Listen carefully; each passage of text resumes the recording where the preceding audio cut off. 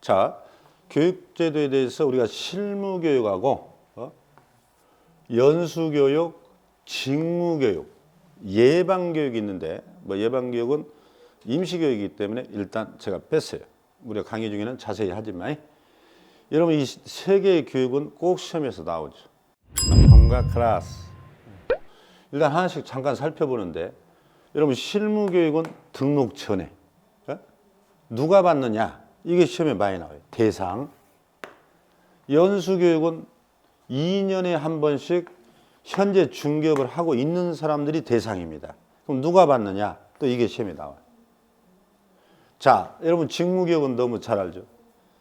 자격증 없는 사람이 취업하기 전에 1년 전에 교육을 받고 가야 돼요. 그것은 윤리만 시키죠, 여러분. 자격증 없는 보조원은 계약서를 쓸 수 없잖아. 그 착하게 살아라.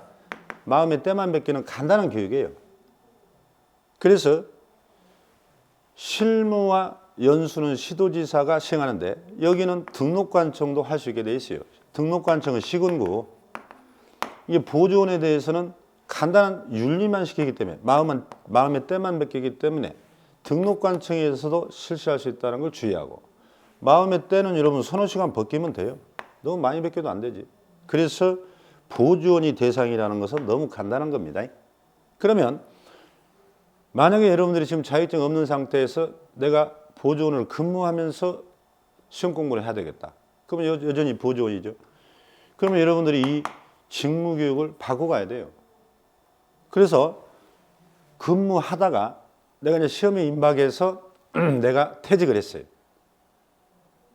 그런데 아깝게도 만약에 뭐 1차에서 떨어졌다. 2차는 됐는데. 그럼 내년에 또 재취업을 하려고 그래요. 그러면 여러분들 교육을 한번 받아놓으면 내가 그 중개사무소 그만두고 나서 1년 이내에 재취업하잖아요. 그럼 또 안 받아도 돼요.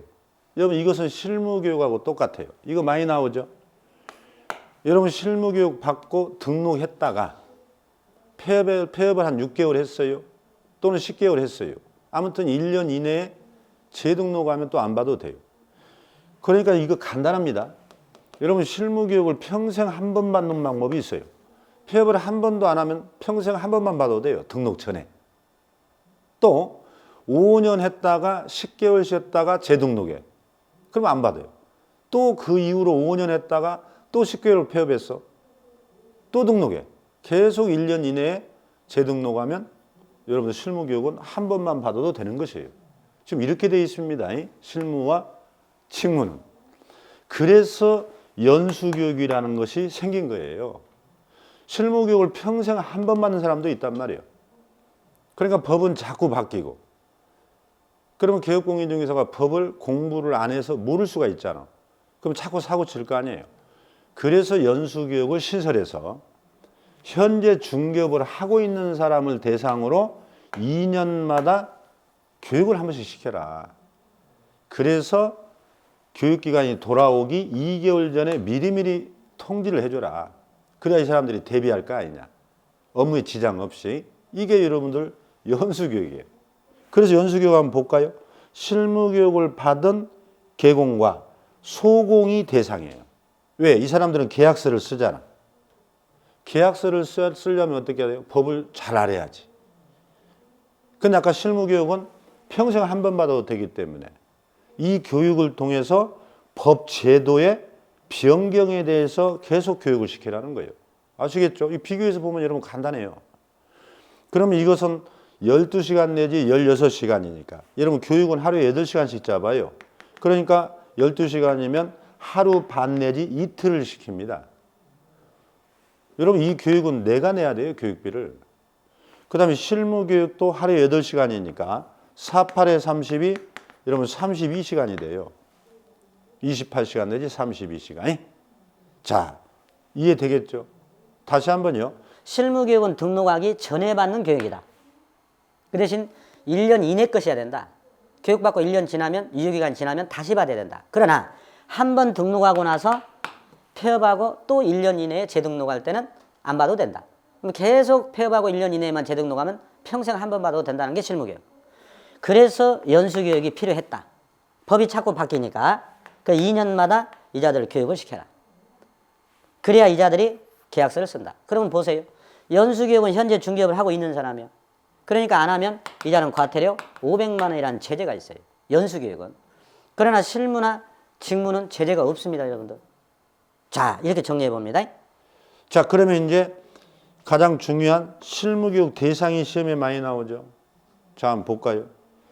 실무교육은 등록 전에 받아야 되니까 등록하려는 자.